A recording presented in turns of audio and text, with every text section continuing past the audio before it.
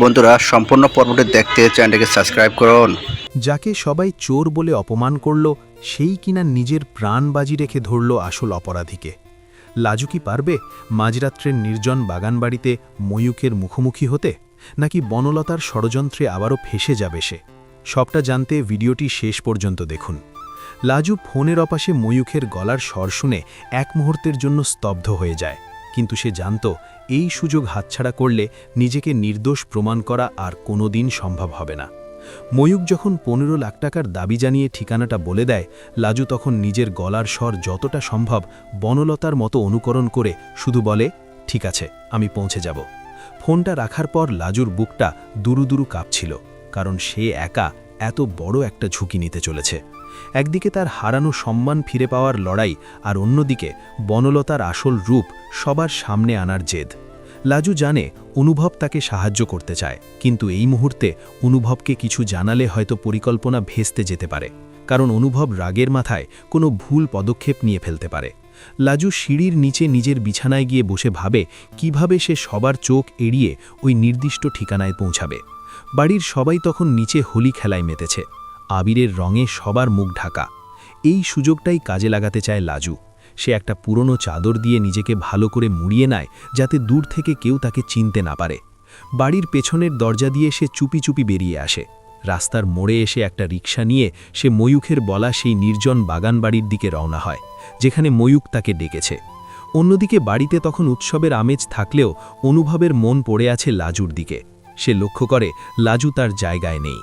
অনুভব চারিদিকে লাজুকে খুঁজতে থাকে, কিন্তু কোথাও তাকে দেখতে পায় না। অনুভবের মনে খটকা লাগে। সে বনলতার ঘরের দিকে যাওয়ার সময় দেখতে পায় বনলতার ফোনটা ড্রেসিং টেবিলের ওপর পড়ে আছে। সে ফোনটা হাতে নিতেই দেখে একটা অচেনা নম্বর থেকে বারবার কল আসছে। অনুভব বুঝতে পারে ডাল মেকুচ কালা হ্যাঁ। সে লাজুর খোঁজে ছটফট করতে থাকে। এদিকে লাজু পৌঁছে গেছে সেই পুরনো জরাজীর্ণ বাগানবাড়ির সামনে। চারপাশটা বেশ অন্ধকার আর গা ছমছমে। লাজু সাহস সঞ্চয় করে ভেতরে ঢোকে। ময়ূক সেখানে একটা ভাঙা টেবিলের উপর বসে সিগারেট ফুঁকছিল। লাজুকে দেখে সে বলে, কি বনলতা ম্যাডাম, টাকাগুলো কি সাথে এনেছেন, নাকি আবার কোনো বাহানা দেবেন? লাজু তখন নিজের মুখের চাদরটা সরিয়ে সামনে দাঁড়ায়। লাজুকে দেখে ময়ূক চমকে ওঠে। সে চিৎকার করে বলে, তুমি এখানে কেন? বনলতা কোথায়? লাজু খুব শান্ত গলায় বলে, বনলতা দিদি আসতে পারবে না, তাই আমি এসেছি তোমার পাওনা মিটিয়ে দিতে, তবে টাকা দিয়ে নয়, তোমার আসল জায়গা জেলখানায় পাঠিয়ে। ময়ূক হো হো করে হেসে ওঠে আর বলে, পুচকে মেয়ে, তুমি আমাকে ভয় দেখাচ্ছ? জানো আমি কে? লাজু বলে, তুমি যেই হও না কেন, তুমি যে বনলতা দিদিকে ব্ল্যাকমেল করে এই বাড়ির টাকা আর গয়না হাতিয়ে নিচ্ছ, সেটা আমি জেনে গেছি, আর আজ আমি তোমাকে পুলিশের হাতে তুলে দেব। ময়ূক রেগে গিয়ে লাজুর গলা টিপে ধরার চেষ্টা করে। ঠিক সেই সময় পেছন থেকে একটা বলিষ্ঠ হাত ময়ূকের কলার চেপে ধরে। লাজু অবাক হয়ে দেখে সেখানে অনুভব দাঁড়িয়ে আছে। অনুভব আসলে লাজুর পিছু পিছু এসেছিল। সে ময়ূককে এক ঘুষিতে মাটিতে ফেলে দেয় আর বলে, আমার বাড়ির শান্তি নষ্ট করার সাহস তোর হয় কি করে? অনুভব লাজুকে বলে, তুমি একা এখানে কেন এলে? লাজু, একবার ভাবলে না তোমার বিপদ হতে পারত? লাজু কেঁদে ফেলে বলে, আমি শুধু প্রমাণ করতে চেয়েছিলাম আমি চোর নই। অনুভব তখন পুলিশে ফোন করে আর ময়ূককে বেঁধে রাখে। ময়ূক ভয় পেয়ে সব সত্যি উগড়ে দেয়। সে বলে বনলতা তার পুরনো প্রেমিকা, আর সেই তাকে বিয়ের আগে অনেক টাকা দেওয়ার প্রতিশ্রুতি দিয়েছিল। সেই টাকা আদায় করতেই সে বনলতাকে চাপ দিচ্ছিল, আর বনলতা দায় এড়াতে বাগের গয়না চুরি করে ময়ূককে দিয়েছে। সবটা শোনার পর অনুভবের চোখ দিয়ে রাগে আগুন বেরোতে থাকে। সে লাজুকে নিয়ে বাড়িতে ফিরে আসে। বাড়িতে তখন সবাই মিলে মিষ্টি খাচ্ছিল। অনুভব আর লাজুকে একসাথে দেখে শ্রী বলে, আবার তোমরা দুজন একসাথে কেন? লাজু, তুই এখনও এই বাড়িতে আছিস কেন? তোকে তো বেরিয়ে যেতে বলা হয়েছে। অনুভব তখন গর্জে উঠে বলে, মা, আর একটা কথাও লাজুকে বলবেন না। চোর এই বাড়িতেই আছে, কিন্তু সে লাজু নয়, সে তোমাদের আদরের বনলতা চ্যাটার্জি। সবাই অবাক হয়ে যায়। বনলতা কাঁপতে থাকে আর বলে, অনুভব, তুমি কি বলছো? আমি কেন চুরি করব? অনুভব তখন পুলিশের জিপ থেকে ময়ূক নামিয়ে আনে। ময়ূক সবার সামনে বনলতার সব কুকীর্তির কথা ফাঁস করে দেয়। ঠাম্মি অবিশ্বাসে বনলতার দিকে তাকিয়ে থাকে। বনলতা তখনও মিথ্যে বলার চেষ্টা করলে অনুভব তার ফোনের কল রেকর্ড আর ময়ূকের স্বীকারোক্তি সবার সামনে তুলে ধরে। বনলতা আর কোনো উপায় না দেখে ঠাম্মির পায়ে ধরে কাঁদতে থাকে আর বলে, আমাকে ক্ষমা করে দিন, আমি পরিস্থিতির শিকার ছিলাম। শ্রী আর শর্মিলা লজ্জায় মাথা নিচু করে নেয়। কারণ তারা নির্দোষ লাজুকে অনেক কটু কথা বলেছে। ঠাম্মি লাজুর কাছে এগিয়ে গিয়ে তার মাথায় হাত রাখে আর বলে, দিদি ভাই, আমাকে ক্ষমা করিস, তুই আমার নাতনি হওয়ার যোগ্য সম্মান রক্ষা করেছিস। লাজু বলে, আমি শুধু আমার সত্যতা প্রমাণ করতে চেয়েছিলাম ঠাম্মি, কাউকে ছোট করা আমার উদ্দেশ্য ছিল না। অনুভব বলে, আজ লাজু যে সাহস দেখিয়েছে তা ভাবা যায় না, সে নিজের জীবন বাজি রেখে এই অন্যায় রুখে দিয়েছে। অনুভব এরপর বনলতাকে বলে, তোমার সাথে আমার আর কোনো সম্পর্ক থাকা সম্ভব নয়। যে মেয়ে নিজের স্বার্থের জন্য একটা নিরপরাধ মেয়েকে চোর সাজাতে পারে, সে কোনোদিন কারো আপন হতে পারে না। পুলিশ ময়ূক আর বনলতাকে নিয়ে চলে যায়। বাড়ির পরিবেশ থমথমে হয়ে যায়। শ্রী লাজুর কাছে গিয়ে বলে, লাজুমা, আমি তোকে অনেক ভুল বুঝেছি, অনেক কথা শুনিয়েছি, আমাকে ক্ষমা করতে পারবি?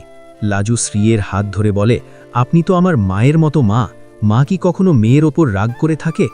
এরপর ঠাম্মি বলে, আজ তবে সত্যিকারের হোলি হবে, লাজুকে আবির দিয়ে রাঙিয়ে দাও সবাই মিলে। লাজুকে আবির মাখিয়ে দেয়। অনুভবের চোখে তখন লাজুর জন্য এক অদ্ভুত শ্রদ্ধা আর ভালোবাসা। লাজু বুঝতে পারে তার কষ্টের দিন শেষ হয়েছে আর সত্যের জয় হয়েছে। লাজু মনে মনে ভাবে, ময়ূককে ধরাটা তার জীবনের সবচেয়ে বড় চ্যালেঞ্জ ছিল, কিন্তু সে পেরেছে। গল্পটা এখানে এক নতুন মোড় নেয়, যেখানে লাজু আর অনুভবের সম্পর্কের এক নতুন অধ্যায়ে শুরু হওয়ার ইঙ্গিত পাওয়া যায়। সবাই বুঝতে পারে হীরের গয়নার চেয়েও লাজুর মনের উজ্জ্বলতা অনেক বেশি মূল্যবান। পরের দিন সকালে বাড়ির পরিবেশটা একদম অন্যরকম দেখা যায়। সূর্যের আলো যেন আজ লাজুর ঘরে এক নতুন আশার বার্তা নিয়ে এসেছে। ঠাম্মি নিজে হাতে লাজুর জন্য শরবত করে নিয়ে এসে বলে, দিদিভাই, কাল রাত থেকে তোর ওপর দিয়ে যা ধকল গিয়েছে, তুই আজ একটু বিশ্রাম নে। লাজু অবাক হয়ে বলে, ঠাম্মি, তুমি কেন কষ্ট করে আনলে? আমি তো নিজেই করে নিতে পারতাম। ঠাম্মি লাজুর মাথায় হাত বুলিয়ে বলে, এতদিন তোকে অনেক কষ্ট দিয়েছি রে দিদিভাই, তোকে ভুল বুঝে চোর অপবাদ দিয়েছি, সেই পাপের প্রায়শ্চিত্ত হয়তো হবে না, কিন্তু তোকে এই বাড়িতে নাতনি বউয়ের সম্মান দিয়ে আমি শান্তিতে মরতে চাই। লাজু লজ্জায় মাথা নিচু করে ফেলে। ঠিক সেই সময় অনুভব ঘরে ঢোকে, তার হাতে একগুচ্ছ নতুন বই আর খাতা। অনুভব বলে, লাজু, তোমার তো সামনে পরীক্ষা, 1 সপ্তাহ সময় আছে বলেছিলে না? চলো, আজ থেকে জান প্রাণ দিয়ে পড়াশোনা শুরু করি, কারণ তোমাকে শুধু নিজেকে নির্দোষ প্রমাণ করলেই হবে না, তোমাকে এই বাড়ির যোগ্য মেয়ে হিসেবে নিজেকে প্রতিষ্ঠিত করতে হবে। শ্রী সেখানে এসে বলে, অনুভব ঠিকই বলেছে মা, আমি এতদিন মোহগ্রস্ত ছিলাম, বনলতার মিথ্যে মায়া আমাকে অন্ধ করে দিয়েছিল, কিন্তু কাল তুই যেভাবে নিজের প্রাণ বাজি রেখে ওই গুন্ডাটাকে ধরলি, তাতে আমি বুঝেছি আমার ছেলের জন্য তোর চেয়ে ভালো মেয়ে আর কেউ হতে পারে না। বনলতার কথা মনে পড়লে সবার মন খারাপ হয়ে যায়, কিন্তু অনুভব স্পষ্ট জানিয়ে দেয় যে সে আর ওই অতীত নিয়ে মাথা ঘামাতে চায় না। পুলিশি তদন্তে জানা যায়, বনলতা শুধু এই বাড়ির গয়না নয়, বরং আরও অনেক জায়গা থেকে টাকা আত্মসাৎ করেছে। ময়ূখের সাথে অনুভব লাজুকে নিয়ে ছাদে যায় আর বলে, লাজু, তুমি আমায় কথা দাও, যাই হয়ে যাক, তুমি আর কখনো নিজের ওপর আসা অপবাদ মুখ বুজে সহ্য করবে না। লাজু হাসি মুখে বলে, তোমার মতন মানুষ পাশে থাকলে আমার আর ভয় পাওয়ার কিছু নেই। অনুভব হঠাৎ এক চিমটি লাল আবির পকেট থেকে বের করে লাজুর কপালে আলতো করে ছুঁয়ে দিয়ে বলে, কাল তো সবাই রং খেলেছে, কিন্তু আমার এই রংটা বাকি ছিল। লাজু থমকে দাঁড়ায়, তার দু চোখ জলে ভরে আসে খুশিতে। অনুভব বলে, এই 1 সপ্তাহে আমি তোমাকে পড়াবো, আর তারপর তোমার রেজাল্ট বেরোলে ধুমধাম করে আমাদের বিয়ের সানাই বাজবে। নিচ থেকে বলরাম ডাক দেয়, কিরে, তোরা কি সারাদিন ছাদেই থাকবি নাকি নিচে আয়? আজ আমরা সবাই মিলে বনভোজন করব। বাড়িতে আবার হাসির রোল ওঠে। লাজু বুঝতে পারে অন্ধকার কেটে গিয়ে আজ নতুন ভোরের আলো ফুটেছে। সে মনে মনে ঈশ্বরকে ধন্যবাদ জানায় তার সত্যতা আর ধৈর্যের জয় হওয়ার জন্য। শ্রী আর শর্মিলা রান্নাঘরে ব্যস্ত হয়ে পড়ে লাজুর প্রিয় পদগুলো রান্না করার জন্য। লাজু পড়াশোনায় মন বসায় আর অনুভব তার পাশে বসে তাকে গাইড করতে থাকে।